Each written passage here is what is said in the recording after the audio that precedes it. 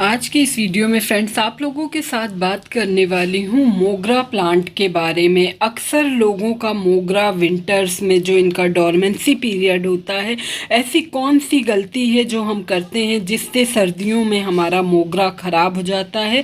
तो वो कौन कौन से काम हैं जो हमें अभी से स्टार्ट कर देने चाहिए। तो चलिए वीडियो को स्टार्ट करते हैं। Hey guys, this is Shagufta and you are watching my new garden. देखिए फ्रेंड्स, मोगरा आपका एक समर ग्रोइंग प्लांट होता है। समर ग्रोइंग प्लांट्स मतलब फेब से लेके आपका दिसंबर तक, हमारे यहाँ दिसंबर मिड यानी 15 दिसंबर तक टेम्परेचर थोड़ा धूप अच्छी रहती है तो मोगरा अच्छे से ग्रो करता रहता है। लेकिन जो 15 दिसंबर के बाद से लेके पूरा जनवरी, ये जो 2 महीने का टाइम होता है ना, तो ये प्लांट का डोरमेंसी का टाइम होता है। इस टाइम प्लांट में ना तो ग्रोथ होती है, ना ही किसी किस्म की पत्तियां निकलती हैं, ना ही कोई कली बनती। ऐसे टाइम में हमने अभी तक अपने इस प्लांट को, जो कि फुल डे की हम अच्छी सनलाइट वाली जगह पे अभी तक अपने पौधे को रख रहे थे, लेकिन अब हमें थोड़ा थोड़ा करके अपने पौधों की शिफ्टिंग करते रहना है। मतलब जहां हम सारा दिन की तेज़ धूप अभी तक अपने मोगरा के पौधे को दे रहे थे, वहीं अब हमें मोगरा को ऐसी जगह पे शिफ्ट करना है जहां इस पे मॉर्निंग की 2 से 3 घंटे की या तो सनलाइट पड़े, या फिर जो शाम की जाती हुई धूप है, मतलब 3 बजे से लेके 5 बजे तक की इस पे धूप पड़ जाए। अब सारा दिन की तेज़ धूप में रखने की आपको आपके पौधे को ज़रूरत नहीं है। एक चीज़ और, अगर अभी आप इस समय नर्सरी जा रहे हैं तो नर्सरी से आप अब मोगरा प्लांट मत परचेज़ करिए, क्योंकि ये जो टाइम है ये मोगरा का डोरमेंसी पीरियड है। भले ही नर्सरी में आपको हो सकता है मोगरा पे कुछ फूल भी खिले हुए दिखे। देखिए, मैं 2 प्लांट शेयर कर रही हूँ। एक प्लांट पे तो कोई फ्लावरिंग नहीं है, इनफैक्ट इसकी लीफी ग्रोथ भी अब प्लांट ने करना बंद कर दी है।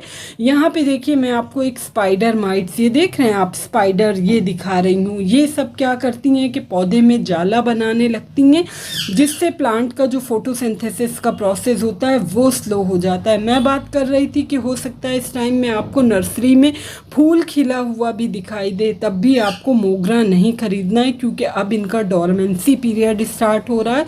और अगर आप लेकर भी आए तो आपका प्लांट सरवाइव नहीं करेगा।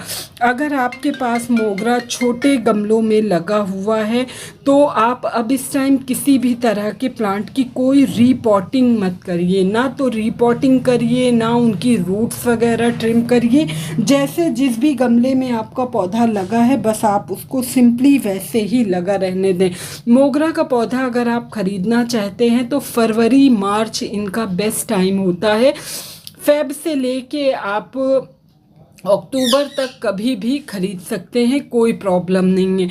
लेकिन अब खरीदना अवॉइड करिए तो बेहतर होगा। इसके बाद फ्रेंड्स, अपने पौधे को अब इस वक्त आपको कोई बहुत ज़्यादा खाद, फर्टिलाइज़र, चाहे ऑर्गेनिक हो या मार्केट का हो, देने की ज़रूरत नहीं है। पौधे को आप 15 दिन में एक बार मिट्टी में गुड़ाई कर दें। ठंडी के समय में आपको एक चीज़ का ख़ास ख्याल रखना होगा जिस वजह से पौधा ख़राब होता है, वो है ओवर वाटरिंग।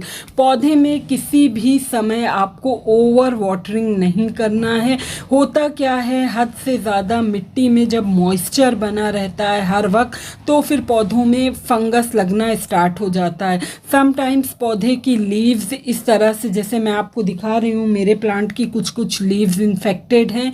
इन लीव्स को कट करके मैं हटा दे रही हूँ। अभी मैं बात कर रही थी, ज़्यादा पानी देने से पौधे की मिट्टी में हर समय एक नमी बनी रहती है, और जब पौधे की मिट्टी में हर वक्त एक नमी बनी रहेगी तो पौधे में फंगस लगने के चांसेस बन जाते हैं, ज़्यादा बढ़ जाते हैं। आपको एक चीज़ और ध्यान रखना है कि विंटर के समय में आपको बार बार आपके पौधे को स्प्रे नहीं करना है, पत्तियों को नहलाना नहीं है। वैसे भी 5 बजे के बाद से जब धूप जाने लगती है तो आप किसी भी पौधे को नहलाएं ना, अगर आपको पानी, क्योंकि अगर आपने पौधे की पत्तियों को नहलाया तो काफ़ी टाइम तक उस पर मॉइस्चर जो है वो स्टे करेगा, पत्तियों में एक नमी बनी रहेगी, जिस वजह से पौधों में फंगस या फिर इंसेक्ट इनसेक्ट अटैक लग सकता है। तो जब भी पानी दें आप पौधे की, मिट्टी के हल्का सा 1 से 2 इंच ड्राई होने पर ही पानी दें। जैसा मैंने अभी दिखाया कि कुछ कुछ पत्तियां पीली हैं, तो ये है नीम ऑयल। इसमें 1 चम्मच के करीब हैंड वॉश लिया है और ½ टीस्पून के करीब नीम ऑयल, दोनों को अच्छे से मिक्स करके पत्तियों पे स्प्रे कर दीजिए। जब पत्तियां हेल्दी रहेंगी तो पौधा हेल्दी वे में ग्रो करेगा, क्योंकि अब पौधे में नई पत्तियां आना बहुत हद तक कम हो जाएंगी। तो आपको ये ध्यान रखना है कि आपके पौधे पे जो पत्तियां बची हुई हैं ये बरकरार रहें। तभी पौधे पे अगर पत्तियां रहेंगी तभी प्लांट अपना फोटोसिंथेसिस का प्रोसेस पूरा करेगा, अपना खाना बनाता रहेगा, तो जिससे प्लांट की ग्रोथ अच्छे से होती रहेगी।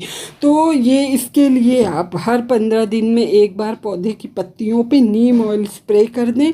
नीम ऑयल स्प्रे आप बहुत दोपहर की तेज़ धूप में ना करें, या तो अर्ली मॉर्निंग कर दें या फिर 4 बजे तक आप पौधे में नीम ऑयल का स्प्रे कर दें।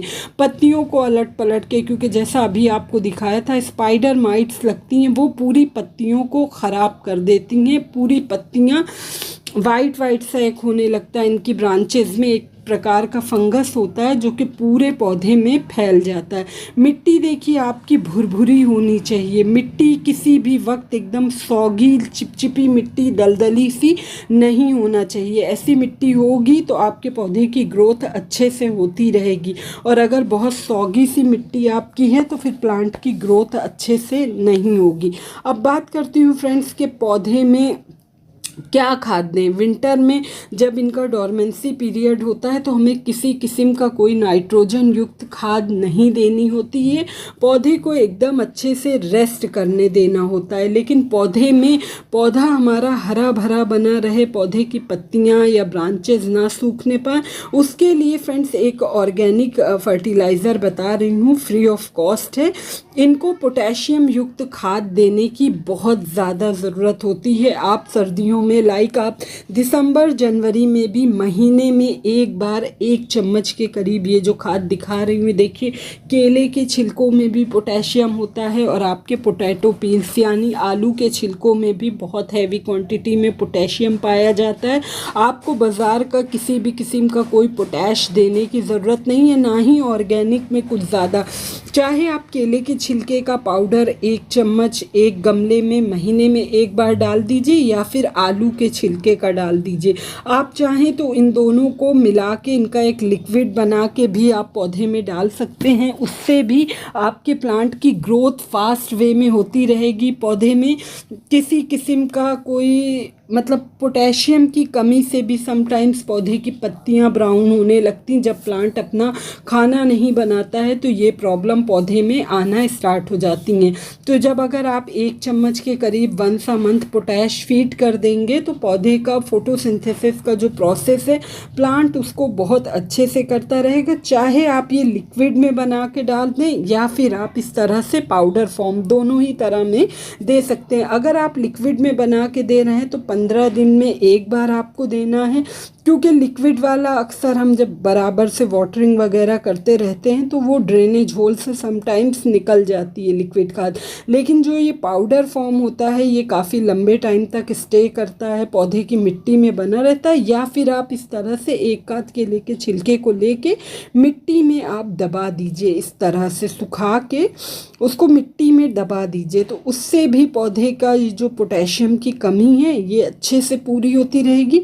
बाकी आपको और कोई भी खाद देने की ज़रूरत नहीं। बस एक छोटी सी इन्फॉर्मेशन थी कि मोगरा के पौधे को सर्दियों में भी कैसे हरा भरा रखें। होप ये इन्फॉर्मेशन आप लोग को अच्छी लगी होगी। अच्छी लगी फ्रेंड्स तो प्लीज़ चैनल को सब्सक्राइब करिएगा, वीडियो को लाइक एंड शेयर। मिलती हूँ नेक्स्ट वीडियो में नेक्स्ट टॉपिक के साथ। Till then take care, bye bye.